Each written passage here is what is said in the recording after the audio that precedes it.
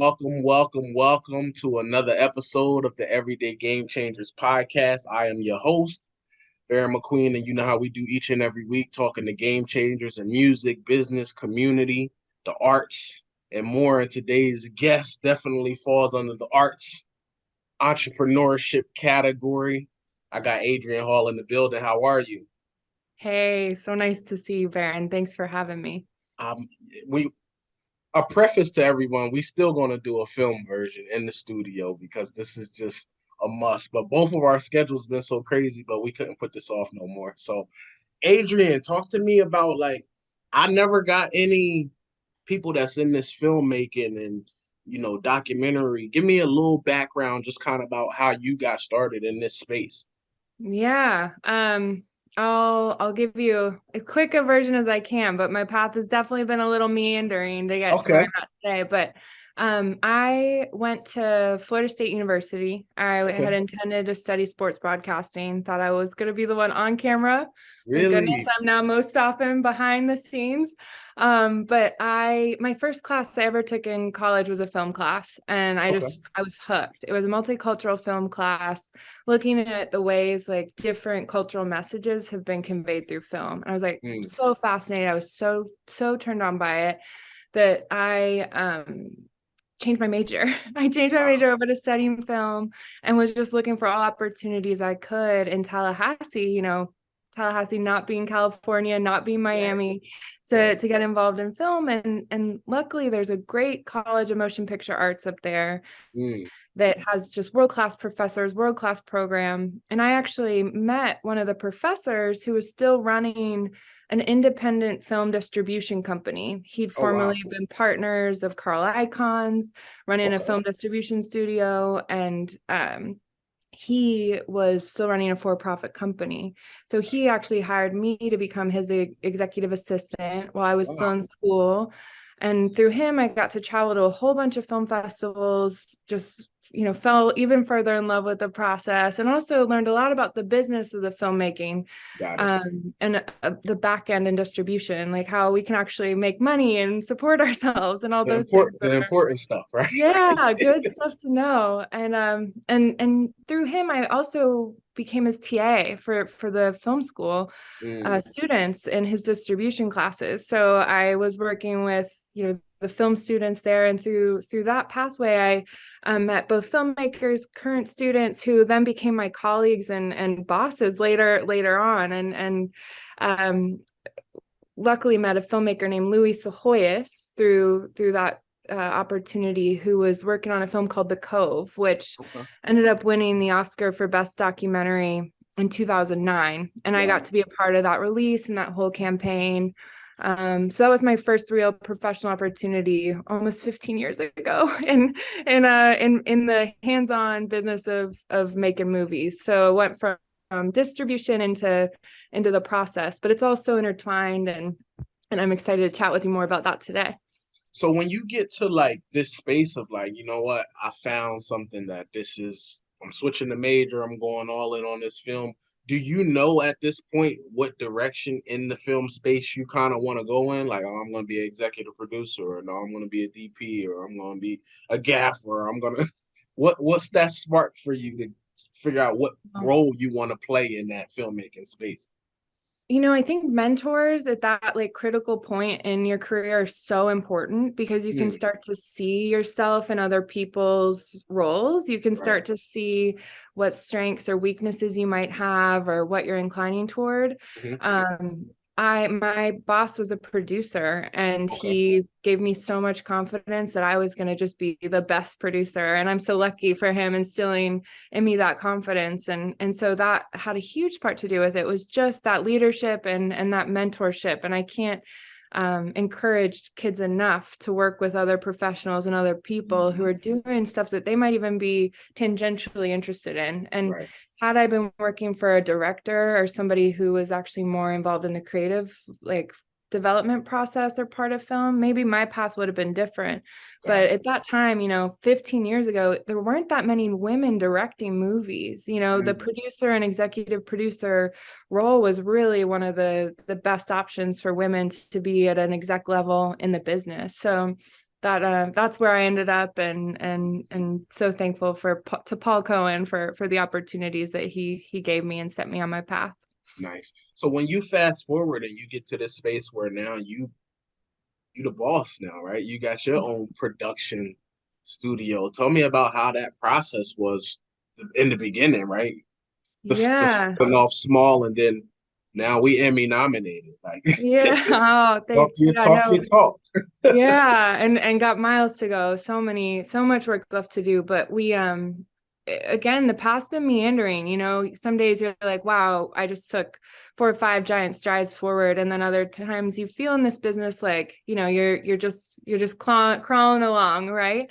And I would say that one of the big motivators in us starting our company, which is Sound Off Films, was working with Louis Sahoyas, the gentleman who made The Cove, and I met through him a woman named Annie Costner, Kevin Costner's daughter, who he and I just became fast friends, like good Wow. good pals, and together formed Sound Off to make our own movies. We wanted to do our own thing and tell our own stories and inspire creators who, you know, I don't mean to bring it up again, but back then, like there weren't a whole lot of women behind the camera, the ones calling the shots. Like I remember having conversations early in my filmmaking career, like, oh, we need to get more even women on camera to be the subject matter experts or these things. And I'm so proud of how far we've come. We still have so far to go to get, you know, both racial and gender diversity to where it needs to be in this space. But Mhm. that was really a huge motivator for us, is we wanted to tell our own stories and empower other people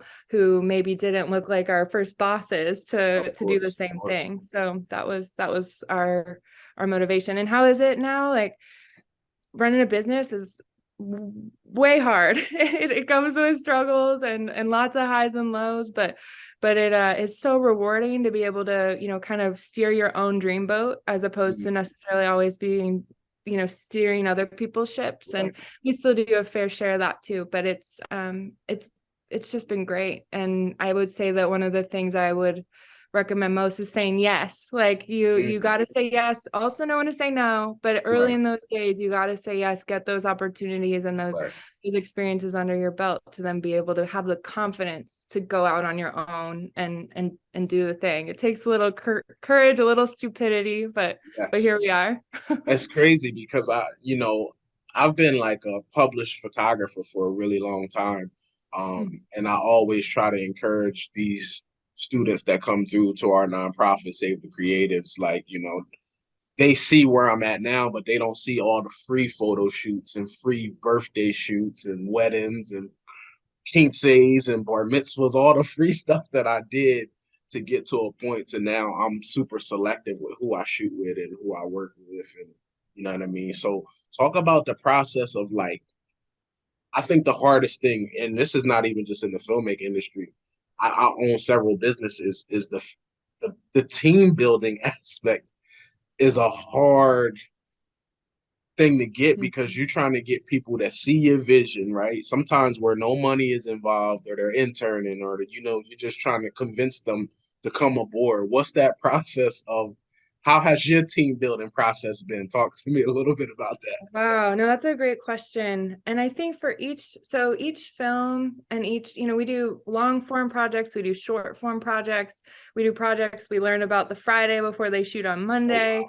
So like the timelines on our films and pieces just ranges so drastically. Yeah. So I would say that those relationships that you form in the arts are so critical because Mhm. everything needs to be based on like a baseline of trust, Mhm. because this industry is so volatile, right? Like as I'm saying, like we get called on a Friday, like, hey, can you show up on a Monday? We've got to do this thing. Yeah. Like those kinds of things, you have to you have to have a rapport with people and show people what you're about, and because those are, it's a small business. It's a big business, but it's a small business. You got to keep 100%. coming back to the well with those same people.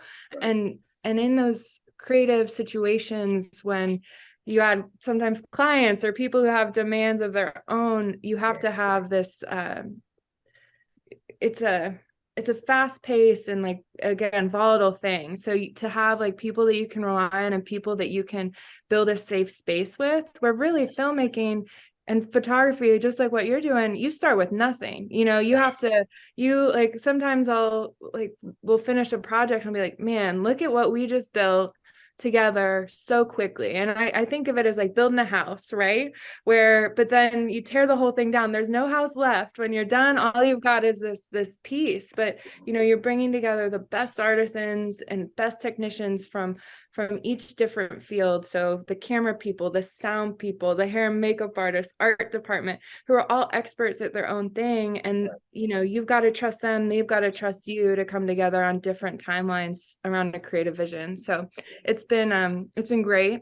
And those are things that accordion out really quickly. But in our core team, we're 8 right now. We grew to 12 last year Okay. at Sound Off, which was probably a little bit bigger than we needed to be at that time, but we're 8 full-time right now. And the way we approach building film sets and crewing up things and post-producing things is different than our core day-to-day business, where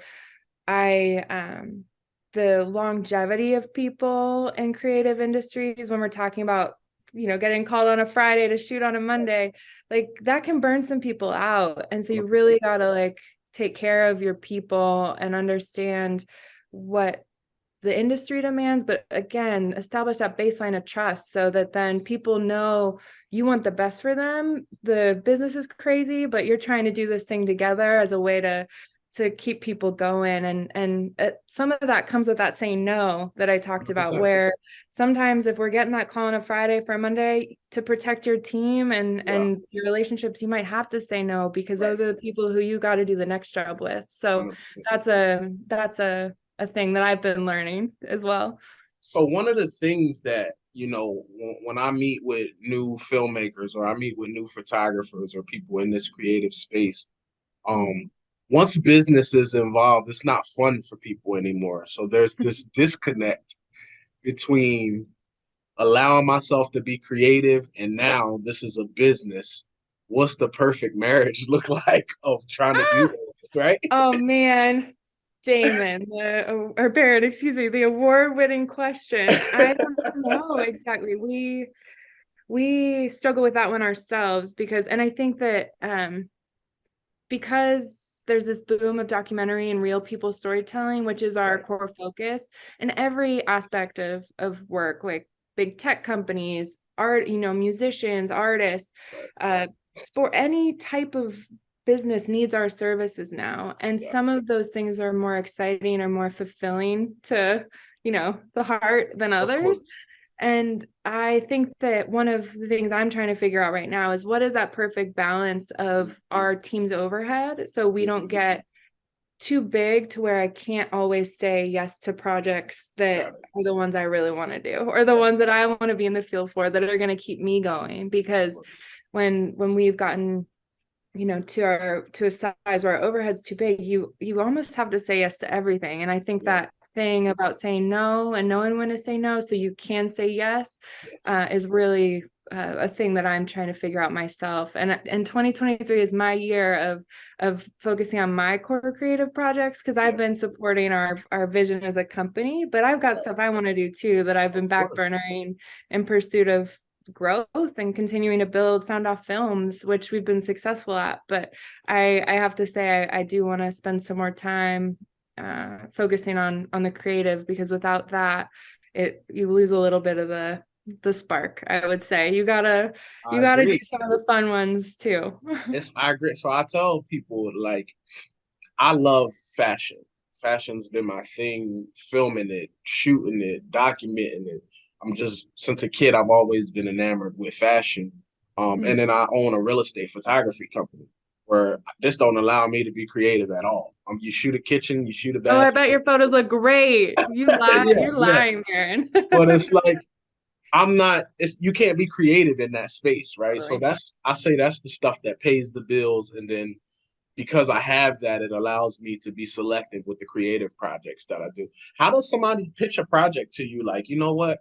Somebody told me this story on the train, and I think it would make a great documentary. How does somebody approach you for a pitch? Yeah, we don't accept so many unsolicited ideas, but Okay. for the right thing, people often just write to our info account and say, "Hey, I've Okay. got this thing," and if it appeals to us, we get back in touch because I think Nice. and we're looking right now for more stories and more documentary stuff to work on in South Florida Nice. specifically because we're fairly new here. I grew up in Florida, but we relocated during the pandemic Got because we it. were getting called for so much stuff in Miami, believe it or not. Yeah. So we fell in love with the place, and my partner's Puerto Rican, and he works a lot in the Latin market. So it just made so much sense. Our families are here, so we are looking for more stories to tell closer to home because so much of our work is all over the place. Got So it. that's part of that balance too, is trying to find, there's so many stories to tell that trying to find ones that also cater to a good life for you. We've Right. worked on films in South America and we've shot in every continent, but it's not as sustainable. And it also has a cost thresholds that you can't always overcome. So Right. that's something we're When I'm searching Netflix, right? Mhm. I'm I'm a advocate for a great documentary, right? So I literally was just watching uh what's the Wolf of Wall Street guy? The Madoff. Jonah Hill. No, the Madoff documentary. Oh It's yeah, like yeah, called yeah, The yeah. Monster of Wall Street or something. Great Yep. documentary. I But haven't seen that one yet. I'm What did you like so about it?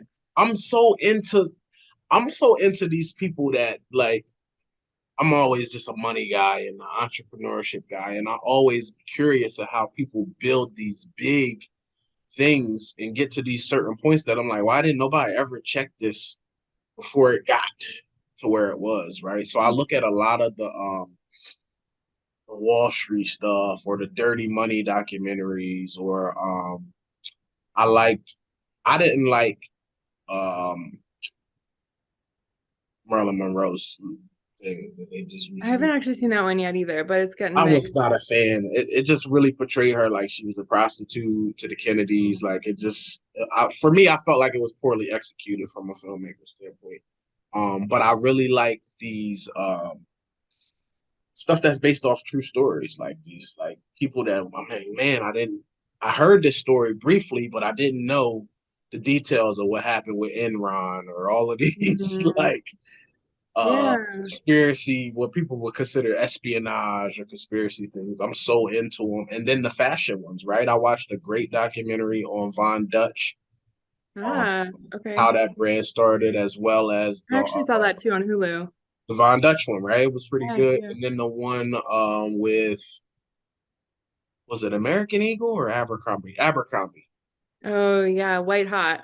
Yes. I love that filmmaker. Alison Klayman is incredible. She's So great. those, I'm into those. Like I'm on Netflix searching for those. And then I seen Shonda Rhimes inventing Anna, which was more series based. That I'm Hmm. like, it's some truth to it, but it's more like a lot of exaggerated stuff for the film. What's your Hmm. take on like the documentary style versus the like let's make this a movie or a series type thing? Wow. I think you mean like a narrative where you Yeah, like have more scripted what's your approach to it? yeah, which one do It's you well I would Yeah. say which one you like shooting more because I'm pretty sure you've probably kind of done both, right?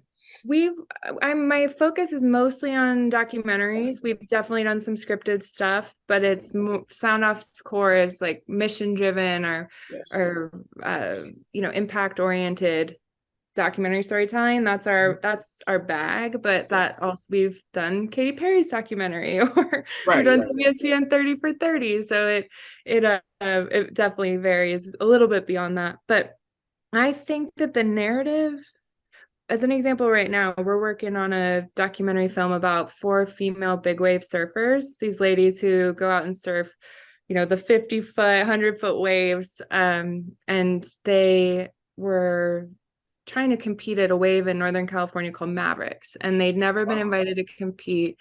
It was being completely withheld from them, so the men would have the best access to the waves during Hmm. competition.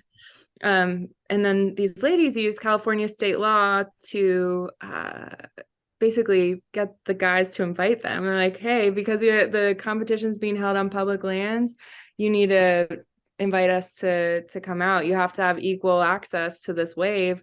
And not only that, they're like, oh yeah, in California, you also have to pay us the same amount of money too. So they got equal pay and invited to go to surf the wave. And it's interesting that you talk about the narrative versus the documentary. Charlize Theron has actually acquired the narrative rights to this story and is developing the movie with Nikki Caro, who did the live action Mulan Oh and wow. Wheel Rider. And she's, I believe, going to act in it. But we also have this documentary companion piece. And I don't know if you remember like OJ Made in America, that doc series, or Yeah, and then there was also the narrative version. I think so correct. often there's stuff that the real stories are able to achieve and things that the narrative versions of these stories are able to achieve. So Yeah, often I'm a fan of having both. But yeah. I think I if seen something similar like that with like Epstein's thing, right? Like they had a exactly. It's really common to do both. And I think it's a good model for commercial success as well when you're talking about packaging and like acquiring the rights to something. So if you're going to option something, you should try to figure out not only the one core piece that you right, can make, be it your documentary or narrative, but what are all these like ancillary pieces of content or other lines of business that you can do. And I think that's like what the smartest media moguls right. in our field are doing all the time is looking for those paths where it's like not limited to one thing. It can become a whole franchise. It can become a whole world of its own. And that's really exciting to me. Yeah, when I seen the Inventing Anna on Netflix, well then I went and watched the documentary, right? The real thing about this Anna Sorokin and running this German heiress thing. I was so intrigued by her story that I'm like, oh my gosh, she was really able to infiltrate the top people in New York. Truly. So Oops, it let was me. really good. So for me, it's just like, what because you almost like when you're shooting documentary stuff, there's a big level of journalism involved in kind of what you guys do, right? On like fact checking and getting sources and then setting up interviews. And how is that process? Like, Yeah.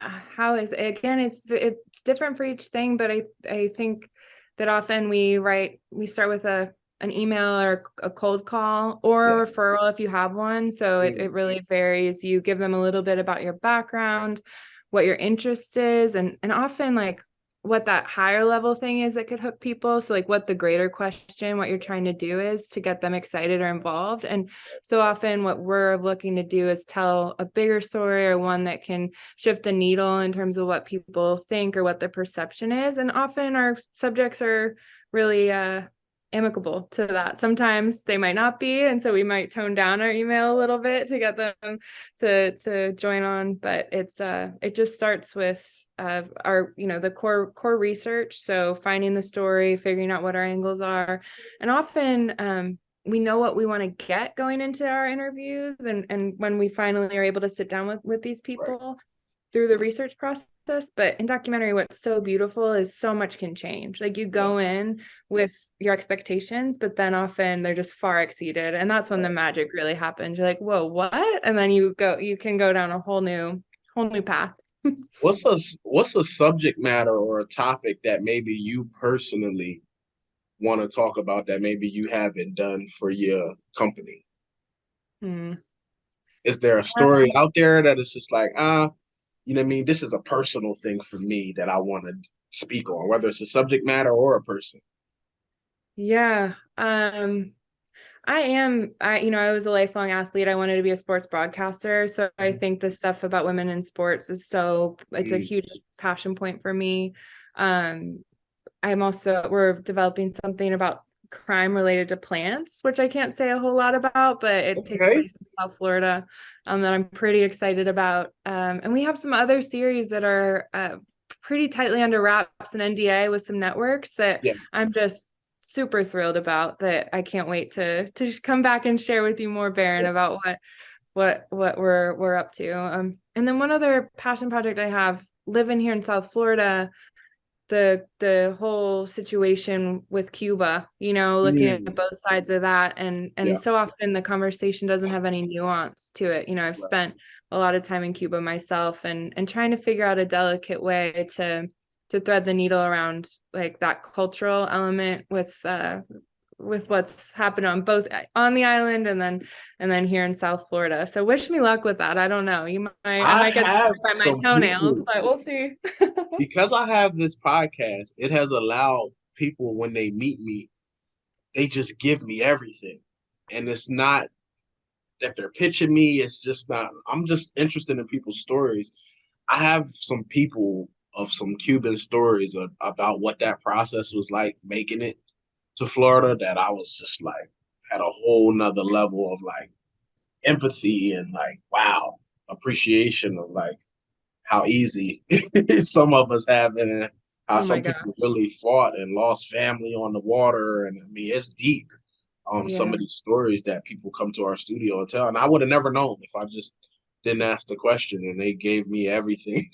So, You're a documentarian too. You're out here documenting people's stories and telling stories and so your process, isn't it beautiful what we're able to do when you talk to people and you just get to sit down and ask questions? It's what a joy. It's so I much tell fun. people like when they ask me, like, "Hey, what's your podcast about?" I'm like, well, it's called Everyday Game Changers, but it's about everyday people that's doing some great things, and maybe you heard about them and maybe you didn't, but I want to shed light on the story or bring this story up and say, hey, look, it's you an everyday game changer. You don't have to be a celebrity. You could be somebody advocating in the community.